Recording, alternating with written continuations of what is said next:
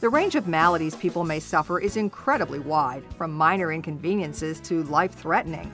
But when someone says they experience something called exploding head syndrome, you might imagine a scene from a Stephen King novel. It's not as scary as its name suggests, but exploding head syndrome is a real disorder, and it can be problematic. Sound asleep, middle of the night, all of a sudden there's this huge crashing sound that I hear. And I was totally positive that something had fallen in the kids' bedroom. In my mind, I'm picturing shelves falling, books falling onto children. I mean, it was just, I don't know what it was because it was a loud crash. That's Walter Mishka, a health blogger who's experienced exploding head syndrome. I bolted up in bed and grabbed the flashlight I have, and I started sneaking around the upstairs trying to find what had fallen because it was a loud crash. Couldn't find anything, so I thought, I'll wait till the morning, see what happened. Kids seemed okay, so I just went back to bed. And in the morning, there was nothing. Nothing fell, nothing had happened. I had no idea what it was. And that is exploding head syndrome. Just when you're falling asleep, you hear a loud crash or banging noise that startles you awake, and you swear you heard it and get up to investigate, but eventually realize it was all in your head.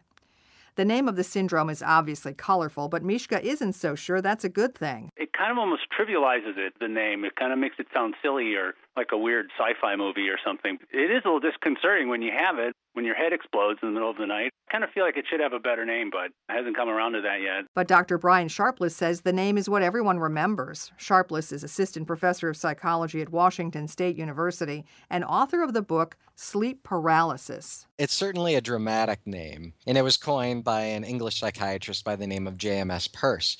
If you go through the literature, it's been called various things, and they've all been fairly dramatic. So in the 1920s, it was called a snapping of the brain. And if you go back to Silas Ware Mitchell's original descriptions in 1876, he called them sensory discharges.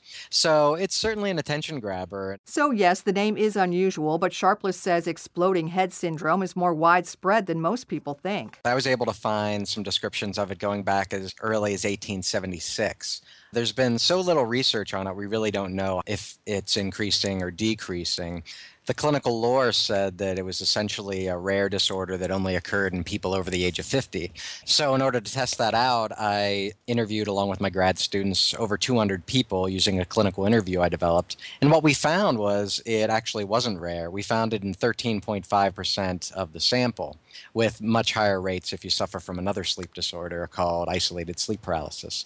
So it didn't seem to be rare in a sample of relatively young students. Exploding head syndrome isn't physically harmful, as its name may imply, so some doctors dismiss it. But Sharpless warns that the psychological effects can take a heavy toll. By themselves, these episodes are harmless if they are truly exploding head syndrome. By definition, you can't have any more than a mild sensation of pain during the events. If you're having significant pain during it, you should probably definitely get a check out. So where it becomes a problem is in how people respond to it. So I've seen cases of people that experience it 5 to 7 times a night. So you can imagine that causes quite a bit of sleep disruption. And it can be associated with a lot of fear. People might think there's something really wrong with them. They might be having subarachnoid hemorrhages. They might be having all sorts of things going on. They might actually try to avoid going to sleep or start having feared responses even when going into their bedroom. For them, anxiety can lead to sleepless nights and dead tired days. For others, exploding head syndrome really is no big deal. Doctors don't know what triggers the perception of exploding sounds, but Sharpless says it seems to be related to sleep paralysis, where a person wakes up temporarily unable to speak or move. As with any relatively understudied phenomenon, there are a lot of theories out there. The one that I think makes the most sense is that you have a part of your brainstem called the reticular formation. One of the things it's responsible for is shutting down your body as you go to sleep. So what it'll do is kind of like a computer shutting down. It'll start inhibiting your visual neurons, your motor neurons. What we think happens in exploding head syndrome is that instead of shutting your auditory neurons down, what it does is makes them fire all at once. And that's why you get this really massive, loud, undifferentiated noise.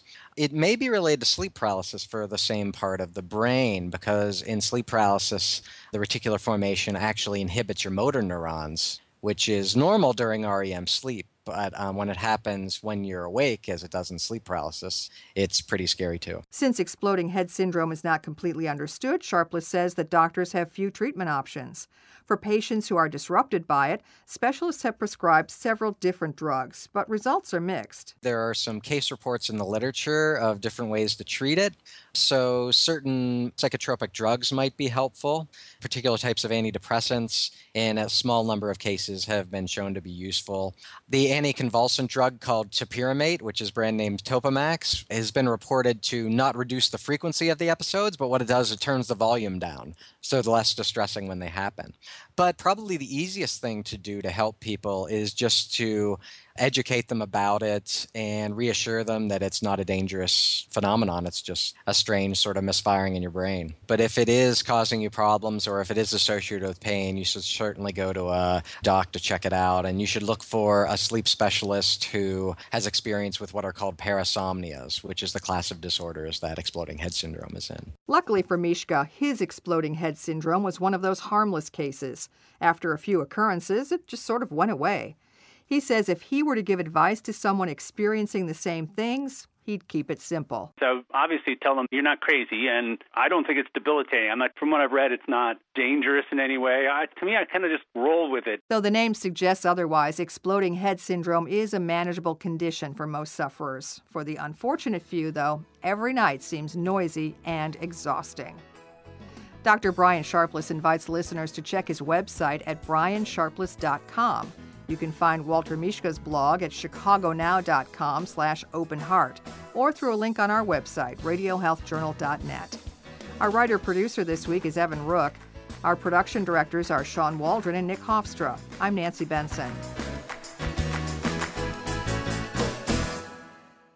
Today, 1 out of every 5 American children have obesity. The American Academy of Orthopedic Surgeons encourages parents to keep an open dialogue with their physicians about the impact of excess weight on their children's bone and joint health. Dr. Michael Parks is an orthopedic surgeon specializing in joint replacement. Every day I see adult patients who have aches and pains in their hips, knees, and ankles because they are overweight or have obesity. Every pound of body weight places 4 to 6 pounds of pressure on the knee joint. For children, too much weight also places excess stress on their growth plate, leading to a higher risk for broken bones, early arthritis, and other serious conditions. Encourage your kids to get up, get out, and get moving. Preventing childhood obesity is critical.